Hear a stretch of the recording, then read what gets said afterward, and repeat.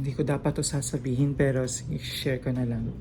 So today I will share how to process or how to apply for a Korean visa faster. Okay? So wala na akong wala na akong chat pa. So okay.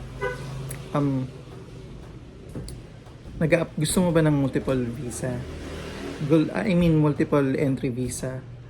Pero first time mo pa lang, wag ka muna po mangarap mag multiple entry kasi mahirap kung first time mo mag-apply ng Korean visa. So, gusto ko lang i-share na single entry muna. Okay? So, ayun. By the way, this is